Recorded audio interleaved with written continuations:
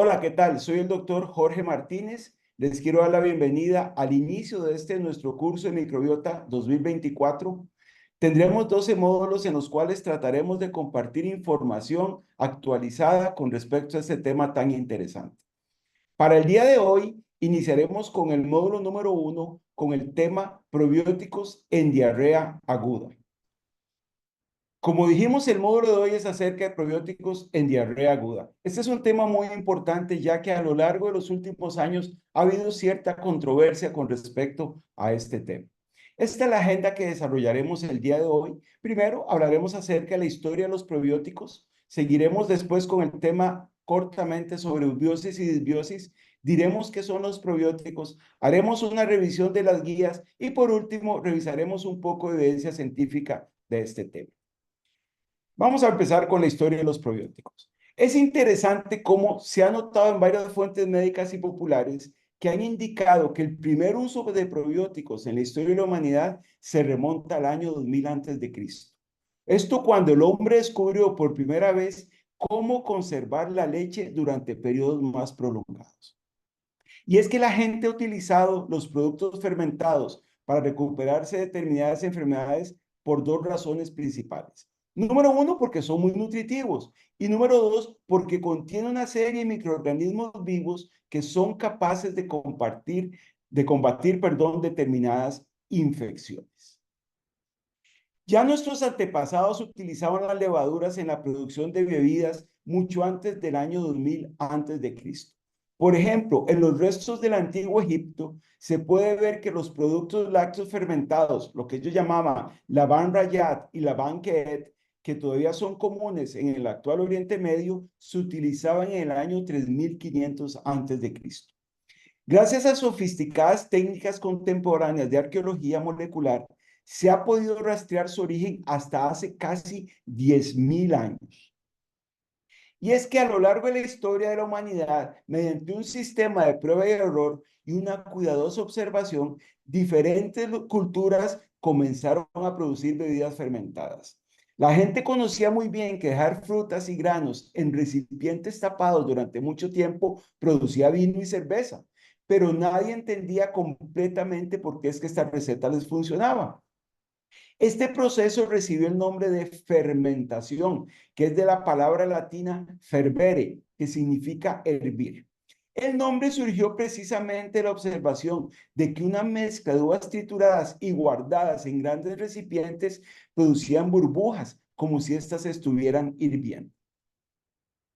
En 1856, un hombre que producía alcohol a partir de la fermentación de remolacha azucarera buscó la ayuda del científico Luis Pasteur porque tenía problemas en su destilería, pues estaba obteniendo una sustancia similar a la leche agria en lugar de alcohol.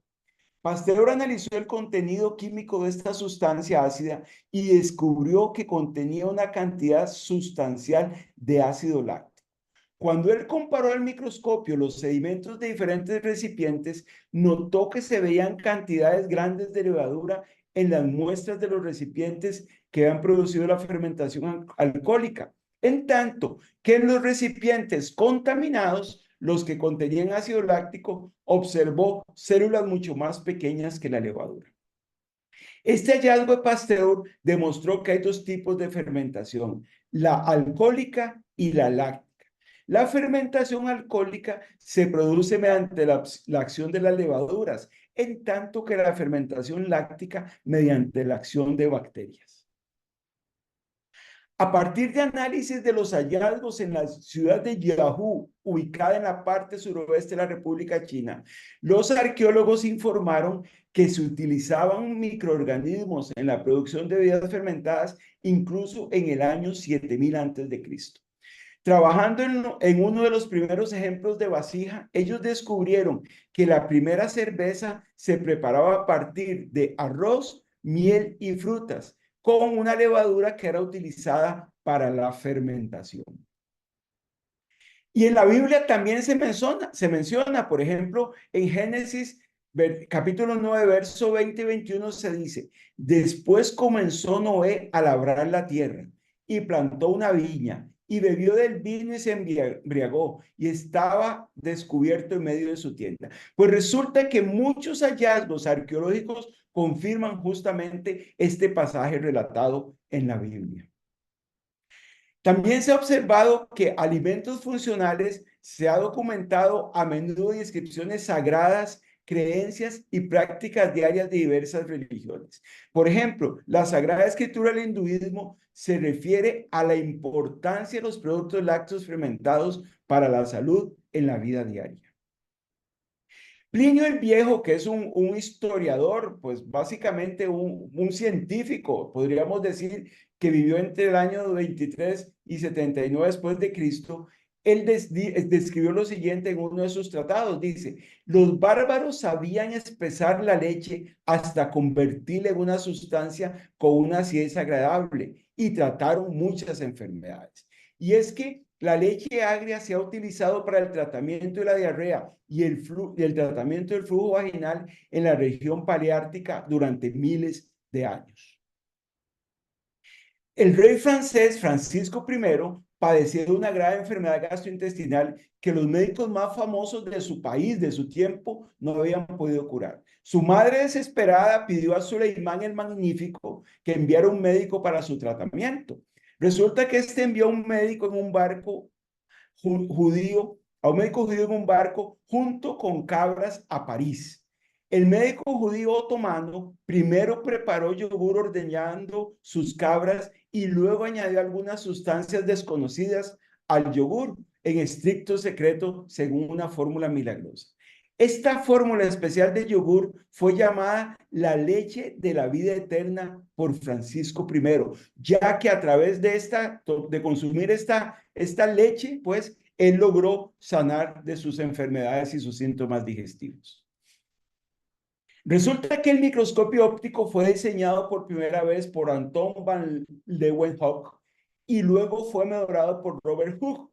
Esto abrió las puertas al universo microscópico y estas dos personas fueron los primeros en descubrir bacterias, levaduras y elementos sanguíneos.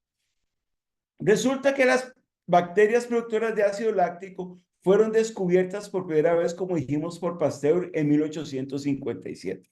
Resulta que en 1878 Lister informó del aislamiento de estas bacterias a partir de leche rancia. Y algunos científicos del Instituto Pasteur aislaron bacterias del ácido láctico del tracto gastrointestinal entre 1880 y 1888. Henry Tissier, quien era un pediatra del Instituto Pasteur, descubrió las bifidobacterias en 1889. Y en este libro que vemos la portada acá en la foto, él describió y él observó que estas bifidobacterias son el microorganismo dominante en la flora intestinal de los lactantes amamantados y él las denominó Bacillus bifidus communis. Él sugirió que la gastroenteritis aguda podría curarse si las bifidobacterias pudieran normalizar el desequilibrio a favor de las bacterias dañinas que causaban la enfermedad. Fue el primer científico, Henry Tissier, en abordar la idea de que las bacterias beneficiosas podrían usarse en el tratamiento de las enfermedades intestinales. Vean qué interesante. Ya podríamos decir que Tissier introdujo el concepto de los probióticos en el manejo de la diarrea aguda. Elie Mechnikov siempre ha sido considerado el padre de la idea de que los probióticos son beneficiosos para la salud humana. Este científico ruso sugirió que la fagocitosis en la flora intestinal produce una serie de sustancias tóxicas que conducen al proceso del envejecimiento. Y si estos microbios proteolíticos pudieran controlarse, el resultado sería una esperanza de vida más larga.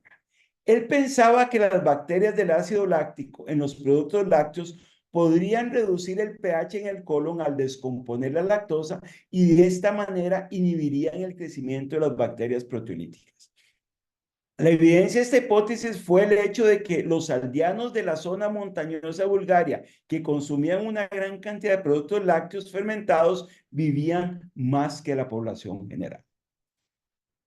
Alfred Misle, que es otro científico alemán, aisló una cepa no patógena de Escherichia coli de las heces de 2 soldados no afectados por un brote de shigellosis durante la Primera Guerra Mundial. Esta cepa, que Misle aisló, inhibió la colonización de las bacterias patógenas, lo que dio como resultado justamente el descubrimiento de la cepa E. coli Nisl 1917, que se ha utilizado con frecuencia desde entonces, tanto en el sector médico como en el alimentario. Esta bacteria no patógena inhibe la adherencia de bacterias patógenas con la secreción de determinadas bacteriocinas y sustituye a los patógenos intestinales. Entonces vemos cómo la historia de los probióticos se remonta a bastantes siglos atrás y es interesante conocer esto porque nos permite un poquito ver cómo es que llegamos a lo que tenemos hoy. Voy a mencionar algunos aspectos de la eubiosis y la disbiosis que es importante. Por ejemplo, nosotros conocemos como disbiosis aquel equilibrio microbiano saludable.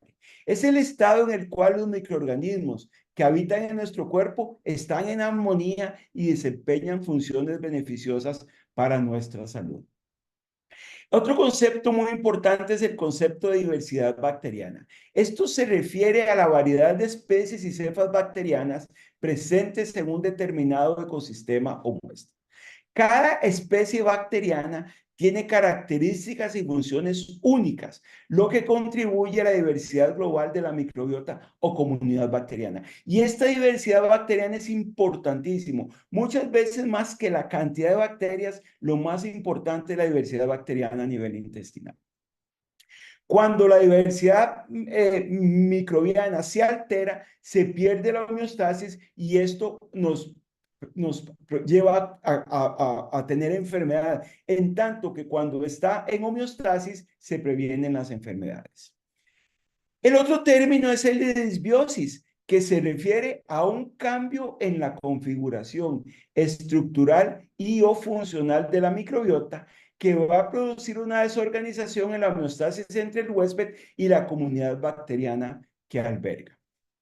En la disbiosis hay una disminución de la diversidad y hay una abundancia de bacterias beneficiosas, con un aumento relativo de microorganismos potencialmente perjudiciales. ¿Y por qué es importante la diversidad microbiana? Porque estas bacterias van a ayudar, o estos microorganismos van a ayudar a la digestión y metabolismo, van a favorecer el sistema inmunológico, van a proteger contra patógenos, van a ayudar a producir una serie de sustancias beneficiosas y esto va a llevar a un estado de salud mental y bienestar. De ahí que mantener una diversidad de la microbiota es relevante para la salud. Dentro de las causas de disbiosis, dentro de las muchas que hay, me parece importante por el tema de hoy mencionar que tanto la diarrea aguda como la crónica son ejemplos clásicos de disbiosis causadas por virus, por bacterias o por parásitos. Pero también tenemos que tener presente que la diversidad y la densidad de bacteroides y bifidobacterias está disminuida en la diarrea asociada a antibióticos y algunos anaerobios facultativos como fusobacterias, Clostridium y eubacterias están aumentados. Esta alteración en el ecosistema fecal, resulta en una disminución de los ácidos grasos de cadena corta y un aumento en la actividad proteolítica. ¿Qué son los probióticos? Es el siguiente tema. Bueno, vamos a decir que los probióticos, según la Organización Mundial de Gastroenterología en su guía de probióticos y prebióticos del 2023, son microorganismos vivos que administrados en cantidades adecuadas resultan beneficiosos para la salud de los perros. Entonces, 3 características. El probiótico debe estar vivo, debe administrarse en cantidades adecuadas y tienen que llevar a un beneficio en la salud de la persona que lo consume. Las características de los probióticos biológicas van a ser inherentes y les van a permitir predominar y prevalecer sobre los microorganismos patógenos que están en el tracto digestivo humano. Y es importante tener presente que algunos de estos probióticos son levaduras, no todos son bacterias.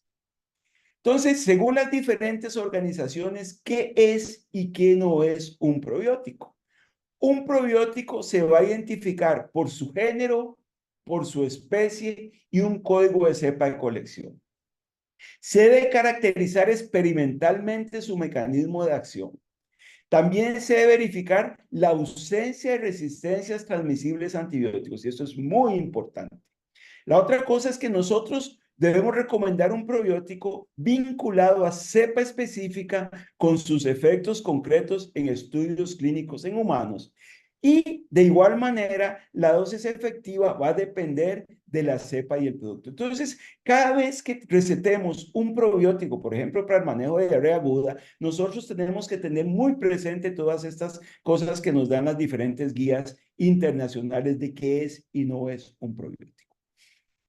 Es importante tener presente que algunas bacterias o algunos probióticos han cambiado su nombre y esto es importante. Por ejemplo, pensemos en el Lactobacillus rhamnosus, que ahora se llama Lacticacei bacillus rhamnosus, así que así lo pueden encontrar ustedes en los nuevos estudios. Por ejemplo, el reuterio ahora se llama Limoxilactobacillus reuteri, y así vemos como algunas de las bacterias más comunes, por ejemplo, los Lactobacillus plantarum, que ahora se llaman Lactobacillus plantarum, han cambiado su nombre, pero a la hora del estudio nosotros podemos todavía tener relevancia con estudios más viejos. Este cambio es más reciente y los nuevos estudios probablemente ya van a venir justamente con esa nueva nomenclatura. Vamos a revisar un poquito las guías acerca del manejo de diarrea aguda con probióticos. Vamos a empezar con las guías de la Organización Mundial de Gastroenterología publicadas en el 2023. Acá, una vez más, tener presente, y es muy importante tener presente que vamos a tener un género, en este caso Lacticacei bacillus, una especie que es Rhamnosus, no tiene una designación de cepa que es GG, pero es importante que estos van a estar, por ejemplo, en el caso del Lacticacei bacillus rhamnosus GG, va a estar dentro del American Type Culture Collection, que entonces vamos a ver qué dice ATCC 53103. Ese es justamente el registro de esta cepa y esto es muy importante tenerlo presente. Lo vemos también que puede estar registrado en el CNC-M, que es la colección natural de microorganismos del Instituto Pasteur, o puede estar presente con el NCI-MB, que es la colección nacional de la industria de alimentos y bacterias marinas de Escocia. Entonces, lo importante es que cuando una de estas cepas está registrada y tiene su designación de depositario internacional, ha pasado todas las pruebas para cumplir justamente lo que vimos anteriormente, que debe ser un probiótico. Ahora bien, este gráfico sé que es un poquito grande, pero me parece importante revisar cuáles son los probióticos que según la Organización Mundial de Gastroenterología en sus guías de 2023 son útiles para el manejo de la gastroenteritis aguda en niños. Entonces, vamos a tener dice probióticos como grupo general no aplica, o sea, no tiene evidencia. Vean que el Lactobacillus rhamnosus GG con esta dosis durante 5 a 7 días tiene un nivel de evidencia 1. El Saccharomyces boulardii con estas dosis tiene un nivel de evidencia 1. El Lactobacillus reuteris DSM 17938 también. Y tenemos una serie ahí más de probióticos que tienen evidencia que va de la 1 a la 3. Entonces, es importante tener presente y por lo menos en mi país nosotros tenemos en este momento estos 3 probióticos de los que recomienda para gastroenteritis aguda en pediatría y probablemente en cada uno de los países de ustedes van a ver diferentes probióticos y eso es importante que ustedes revisen las guías y vean cuáles sí en pediatría están indicados para el manejo de diarrea aguda.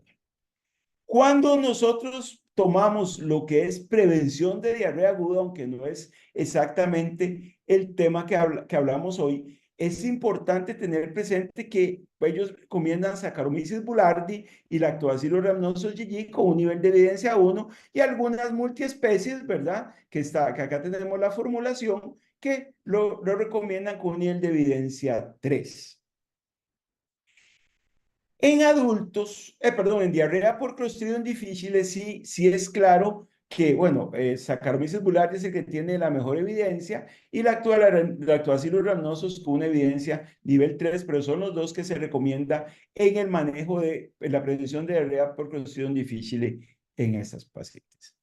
Esto es los tres que las guías de gastroenterología de la Organización mundiales del 2023 recomiendan para el tratamiento de diarrea aguda en adultos. Básicamente, todos los tres con un nivel de evidencia 3, el Lactobacillus paracasei o Lactobacillus rhamnosus GG, el Saccharomyces boulardii, la cepa CNCBI 745 y el Enterococcus faecium, esta cepa SF68, los tres, como dije, en adultos con un nivel de evidencia 3 y son los que la Organización Mundial reporta. Definitivamente hay mucha más evidencia en el manejo de diarrea aguda en niños con probióticos y eso pues creo que tiene mucho que ver, ¿verdad?, por la incidencia de esta enfermedad en esa edad. Ahora bien, el SGAN también dio su position paper con respecto al manejo de trastornos gastrointestinales, específicamente con probióticos, ¿verdad? Es el grupo de estudio de la microbiota y es interesante y lo que hice fue dar un pantallazo porque me interesa que lo vean así. Ellos dicen que los profesionales en salud pueden recomendar Lacticacibacillus rhamnosus, ya viene con el nombre nuevo, ¿verdad? A una dosis de 10 a la 10 por 5 a 7 días para el manejo de diarrea aguda en niños, ¿verdad? Puesto que hay evidencia de que reduce la duración de la diarrea, el tiempo de hospitalización y el gasto fecal, ¿verdad? Ellos ponen una evidencia baja con un grado de recomendación débil. El otro que ellos recomiendan es el Saccharomyces boulardii, a esa dosis que está ahí, ¿verdad? Básicamente la cepa CNCMI 745. Igual ellos dicen que lo podemos utilizar en gastroenteritis en niños, ¿verdad? Puesto que la evidencia demuestra que reduce la duración de la diarrea. También con un nivel de evidencia bajo y con grave recomendación débil. Ellos dicen también que el Limosilactobacillus reuteri, la cepa DSM 17938, a esa dosis que está ahí, ¿verdad?, diaria de 1 por 10 a la 8 a 4 por 10 a la 8 por 5 días, ellos lo recomiendan también para el manejo de diarrea aguda, ya que la evidencia habla de una reducción en la duración de la diarrea. Aquí lo interesante es que con Lactobacillus GG, rhamnosus GG, tenemos evidencia de duración, tenemos evidencia de gasto fecal y evidencia de hospitalización, menor hospitalización. En los otros básicamente es en cuanto a reducción de la diarrea. Y algo que es importante comentar es que, y ahora lo vamos a ver más adelante con unos estudios, cómo a veces es controversial esto, ellos dicen que nosotros no deberíamos utilizar Bacillus clausi, las cepas OC, SIN, NROT para el manejo de gastroenteritis aguda en niños debido a la falta de demostración de eficacia, ¿verdad? Igual con una evidencia muy baja y con gran recomendación débil. Este cuadro a mí me permite, y vamos a verlo más adelante, decir que hay algunas cosas que son controversiales cuando se mencionan y ahora que veamos estudios vamos a comparar esto, pero sí es importante que la evidencia está demostrada y si vemos, los tres que recomiendan son los mismos que la Organización Mundial de Gastroenterología recomienda en niños. Ahora bien, sí me parece importante, puesto que la diarrea asociada a antibióticos es un problema, es que ellos básicamente recomiendan, ¿verdad?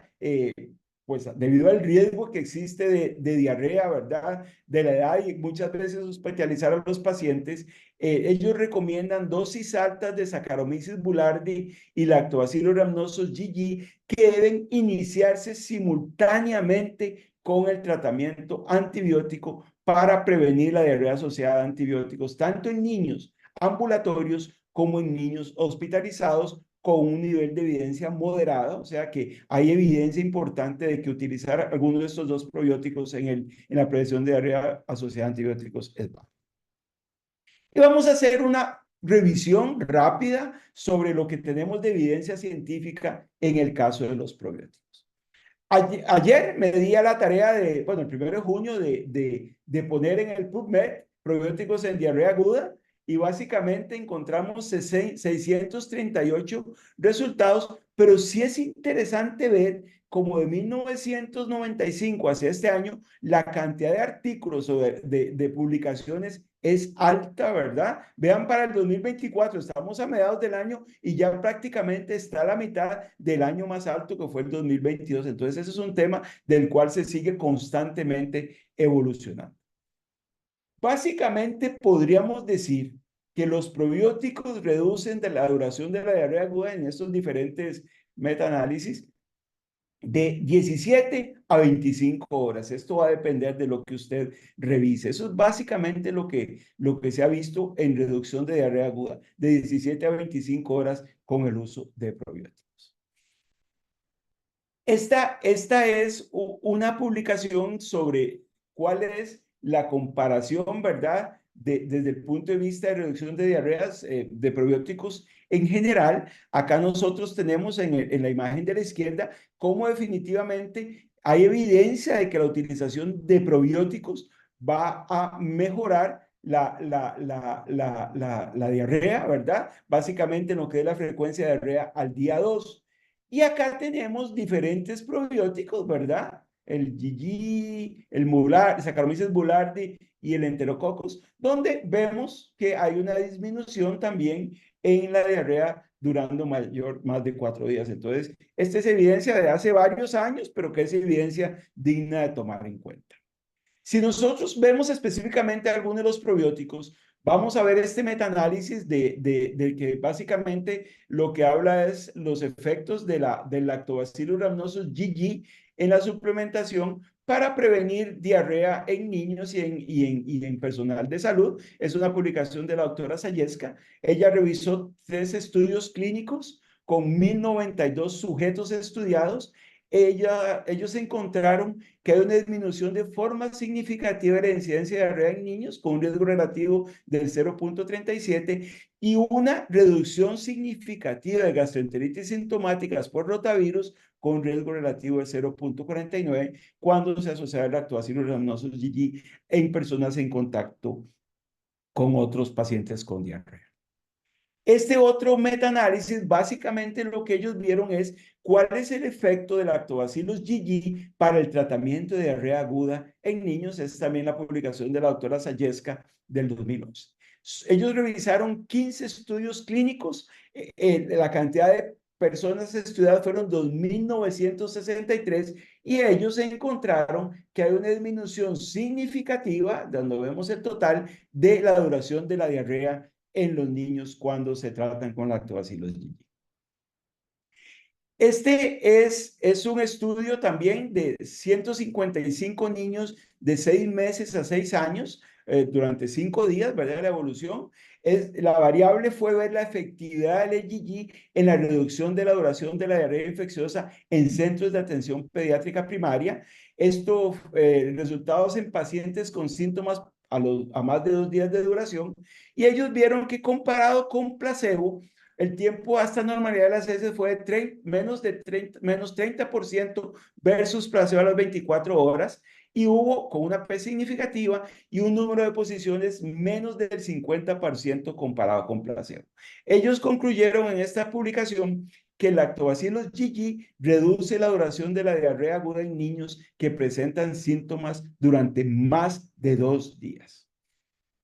Este es un estudio que es interesante, es un estudio que me pareció importante traer, porque básicamente ellos lo que revisan, y estas mismas personas se han publicado ya un año o un par de años antes, una publicación donde ellos compararon, vieron varias variables, la edad, el peso y la dosis en cuanto a la respuesta a probióticos en niños con diarrea aguda. Ellos compararon con placebo y en realidad, usando la escala de Besicari, ellos no vieron ninguna diferencia en niños incluidos en este estudio en la disminución de la diarrea, o sea, no vieron ningún efecto y como lo dice acá, Lactobacillus GG no dio beneficio clínico en niños con gastroenteritis aguda.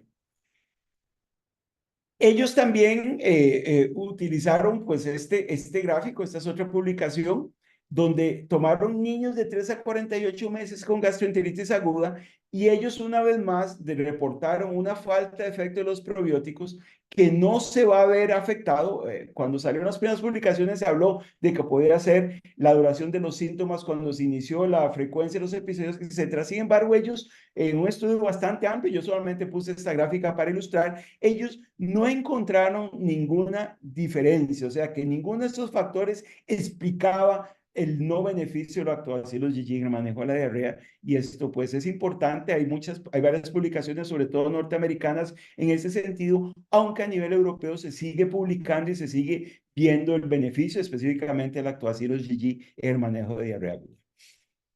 Este es un estudio de los que hablamos, ¿verdad? Básicamente es una publicación de un año o 2 años después de los estudios previos que mencionamos que no vieron beneficio, donde ellos hicieron un estudio transversal, ¿verdad?, de la evaluación del lactobacillus rhamnosus GG en diarrea aguda en niños entre 1 mes y 12 años con diarrea aguda.